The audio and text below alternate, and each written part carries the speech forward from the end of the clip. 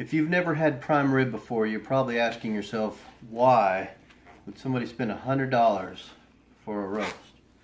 If you have had prime rib before, you know why. That is some good stuff. So we're gonna smoke a prime rib today, and this is all the ingredients that we need. Obviously you need a very expensive hunk of meat. I always like these little pans to prep in. It's real simple. Margarine, salt, pepper, and garlic. And then we'll be using a roasting pan and a roasting rack and a trusty sharp knife.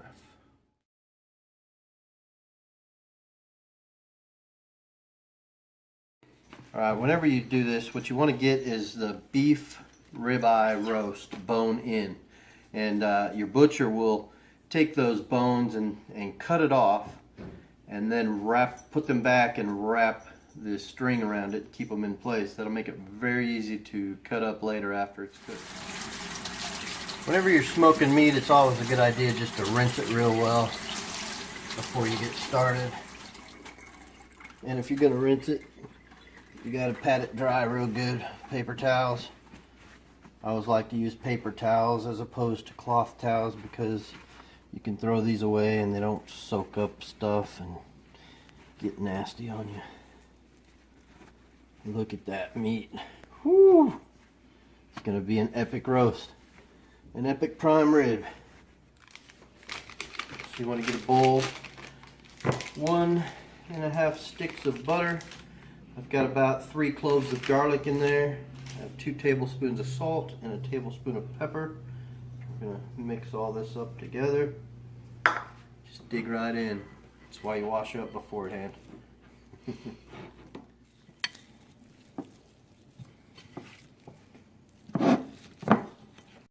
Alright, the butter, salt, pepper, all mixed up.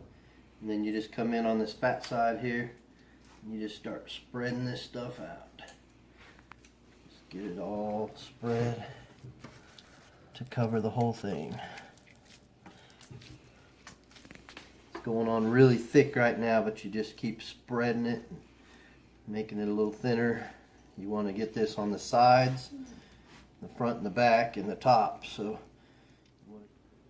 okay, got that all covered. Okay, after that, after you get it done, you want to just get some more salt put on. Don't worry about using too much salt.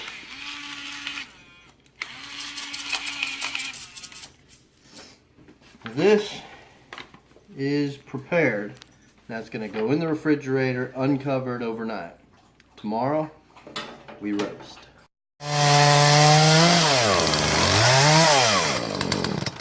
Hey, guess we should finish up that prime rib we started yesterday. Real easy step here. Reach in the fridge. Grab that prime rib. Set it on the counter. Let it rest for 30 minutes to an hour. Try to come up to room temperature before you start cooking it. We'll go out in about 20 minutes and get the smoker going. Pit Boss smoker. Real easy to work with. You got your pellets there. Cooking here. What you do is just open this up. Turn it to smoke. And it's going to ignite. It'll take a few minutes. Okay, so I lined the pan with aluminum foil. I put the rack in. Here's my prime rib. Usually I just use a regular meat thermometer, but I just recently received this wireless thing, so I'm going to give that a shot. This probe just goes right in the middle, goes all the way up in there.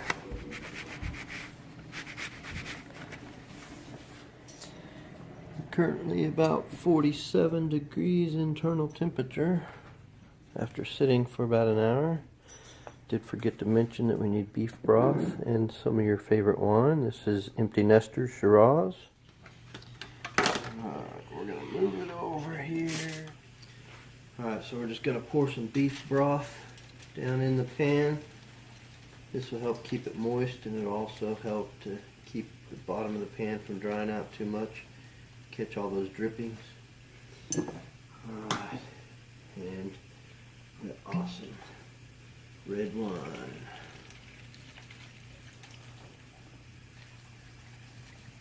Okay, scratch that. I set it for 450, and we're pretty close to being there. Woo. So we're going to go ahead and put this prime rib on here. And here we go.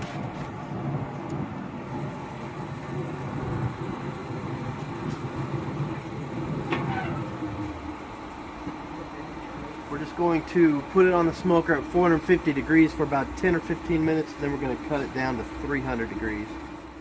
This ThermPro wireless thermometer is awesome. I'm in the house and I can see that it's 47 degrees in that meat. And we're going to leave it at 450 for 10 or 15 minutes until this number hits about 50-55 degrees. And we're going to turn it down to 325 and cook it to about 120 degrees. Alright, so I got that on the smoker. You saw that I put in beef broth and red wine. That was it.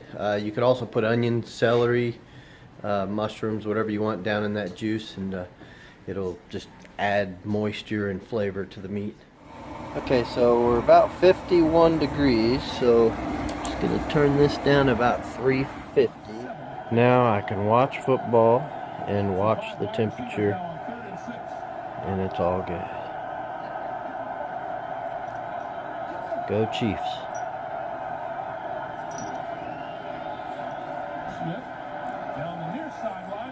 Woo! Okay, we are at 120 degrees, and it's been about 2 hours on the grill.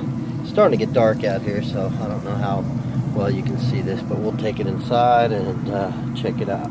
Foil over it just to kind of cover it and let it rest for a while. I don't want to trap the heat in, but I'm just putting it up here like this. We're already at 121.3, so it's still going up.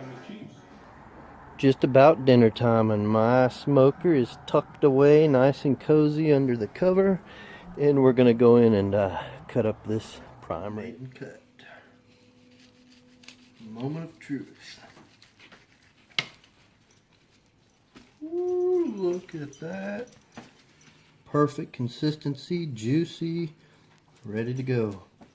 Now my wife, she doesn't like hers medium rare, so I'll cut a piece for her and I'll sear it in a really hot skillet, and everybody will be happy. And that is how dinner is done.